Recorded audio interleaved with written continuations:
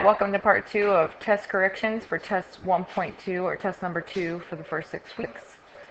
And we're on problem number 11 and we're using a red pen. You still should have your sheet that, where you write down the problem that you missed and then what you did wrong. And again, make sure you give a good explanation. I know you're tired of me saying that, but a lot of you I know will say, oh, I thought that was a good explanation. And you wrote, I just guessed. Don't do things like that. Write a good explanation to get your points back. Okay,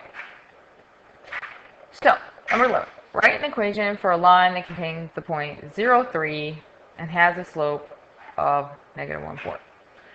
Well, the first thing I think of, write an equation of a line. The first thing hopefully you think of is y equals mx plus b. We have our m, it's right there.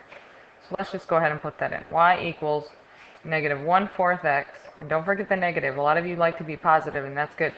Being positive is good. But you have to, if it has a negative, you have to keep it with there. And then y-intercept. Well, I need a point on the y-axis.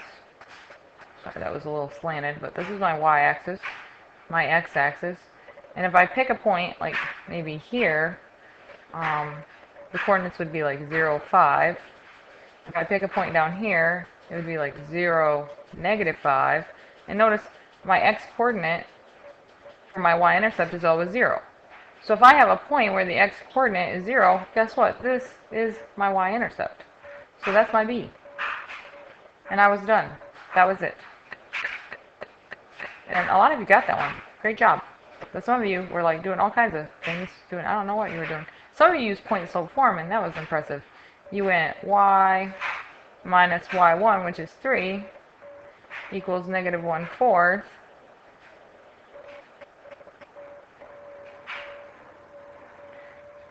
Let's see, x minus x1, which was 0. And this is okay too, because then you get y minus 3 equals negative 1/4 x, because we're going to distribute the negative 1/4 x, and then negative 1/4 times 0 is 0. We don't need the 0. And then we get the y by itself, plus 3, cancel it, y equals negative 1/4 x plus 3, which you could have just done over here. So you did a lot of work you didn't need to do, but it's still impressive that you used point slope form. So go to your sheet, write what you did wrong if you missed that problem. Number 12, use the graph below to answer the following questions. So we're looking at this one, and domain and range. And some of you are still struggling with domain and range. Domain and range. Think of the word range again, and you're supposed to write, a range is from mean, median, mode, and range. You know that range is the largest minus the smallest. So here, instead of subtracting them, you're just listing them. You're listing the smallest y, comma, the largest y.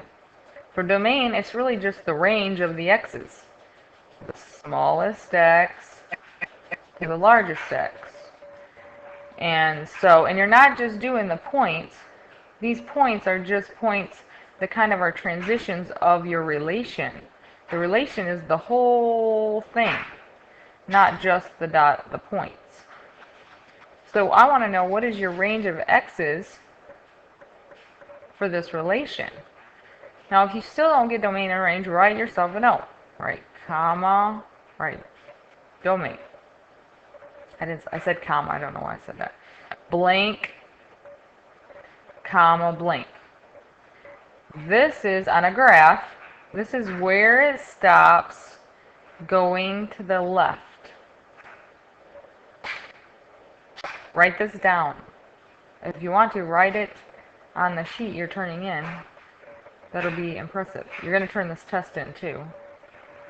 And this one is where it stops going right.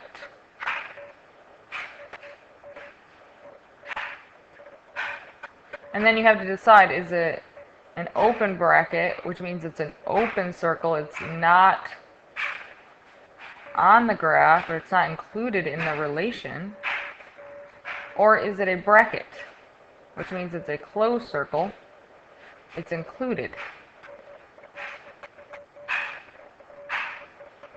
That looks like induted, but that's a CL, included. Okay. Should I rewrite that for you?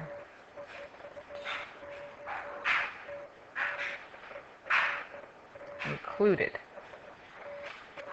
So, and we'll talk about range here in a second. So where does it stop going to the left? Well, this relation stops going to the left right here. And if you count that, that's x is -8. And when does it stop going to the right? Well, it stops going to the right here, which is 7. Open circle, open parenthesis.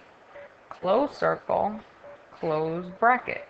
Inequality, some of you, I was really impressed. You actually used an inequality, and you did it correctly. It was impressive. It should look like that.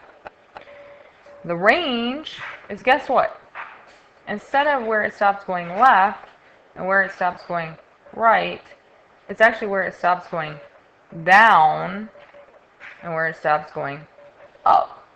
So where it stops going down and where does it stop going up? So where's the lowest point on this graph? Well, right here at -2. And there's one closed circle, and there's actually a line there, so part of the relation is on the -2 line, so that is included. And the highest point is way up here. I think it's at 7. 1, 2, 3, 4, 5, 6, 7. And again, that circle up there is closed, so it's included. The inequality, -2 less than or equal to y. The equal to is the same as the closed bracket. Less than or equal to 7. And this is a -2.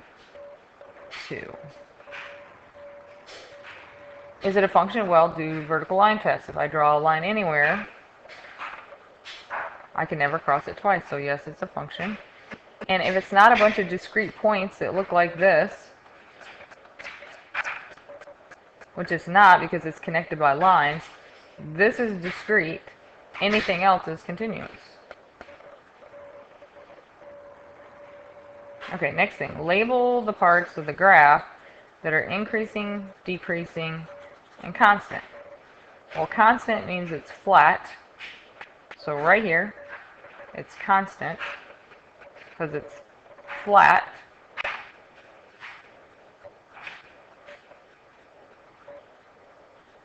Where's it going uphill? Well, if I'm going from left to right like a book, here's where it's going uphill. So you are increasing here.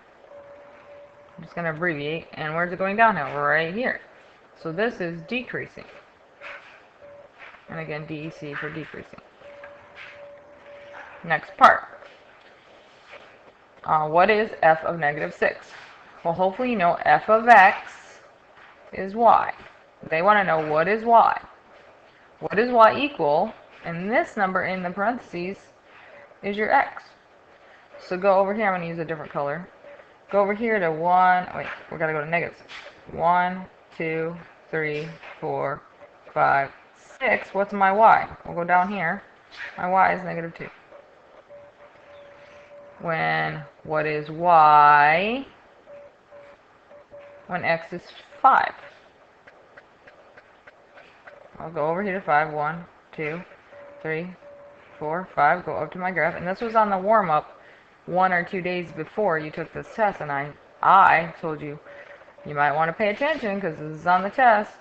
And I even said, are you going to remember this? And you all went, yes, Mrs. Joel, we're going to remember. And how many of you remembered? So if you're not remembering, you've got to take better notes and study. So right here, my y is 1, 2, 3.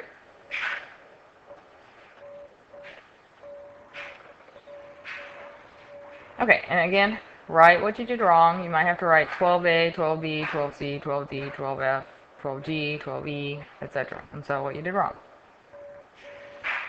Number 13. 13, what caused the problem was this negative again. So you need to really work on your negatives and how to do it and take notes, whatever you have to do. Okay.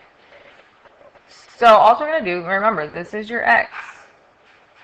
So plug in -2 for x. So you have, and some of you, a lot of you did that, and you still got the wrong answer.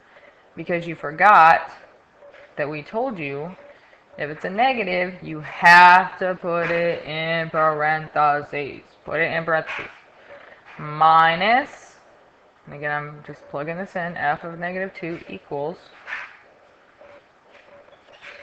2, negative 2 squared, minus negative 2, put it in parentheses, plus 1.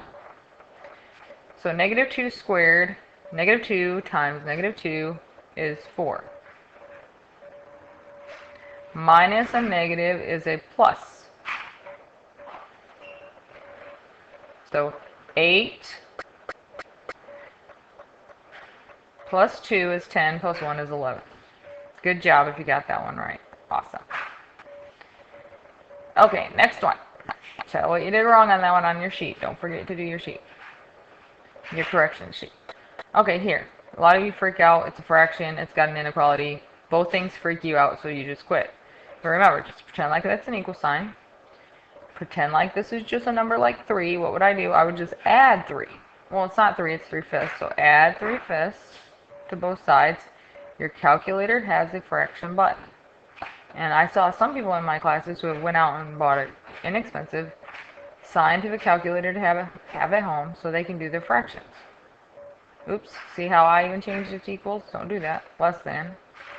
And then 1/2 plus 3/5. Now I'm going to do it by hand because I don't have a calculator with me. So if you want to learn how to do it without a calculator, here we go. We need a common denominator, so I'm going to times this by 5 to make it 10, because 2 and 5 both go into 10.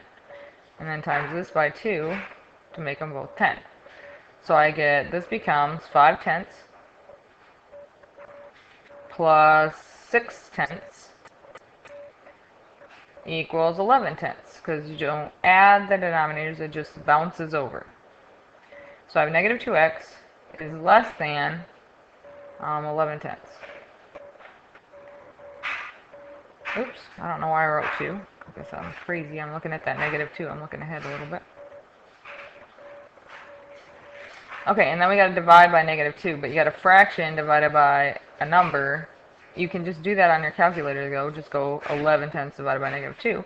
Or if you want to keep consistent with fractions, multiply by the reciprocal of negative 2 over 1, which is negative 1 over 2.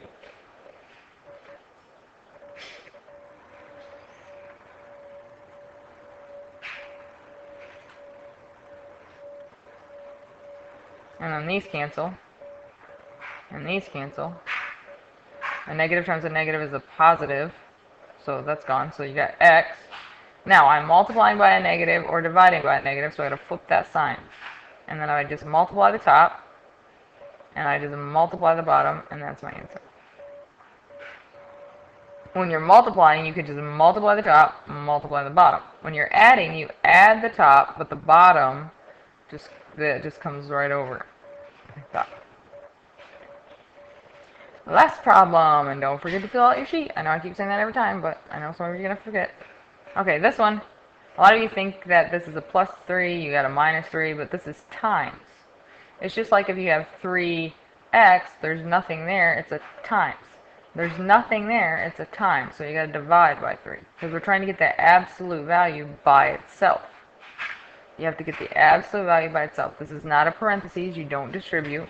It's absolute value, which means distance from 0 of x plus 6 is 36. But we had 3 times that, we have to get rid of that 3 that's being times. So you get the absolute value of x plus 6. The distance from 0 is 12. Well, my distance from 0 is 12. Here's 0 on my number line. That means I could be at positive 12. This distance is 12. Or I could be at negative 12, and that distance is 12. So my x plus 6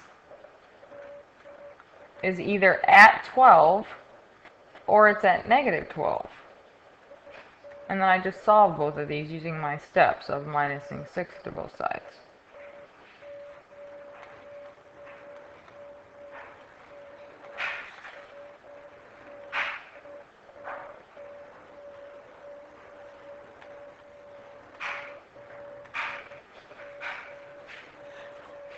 And that's it. That concludes the second part of the video. Alright, hopefully you learned something and you made your test corrections so you can turn in and get a better grade on your test.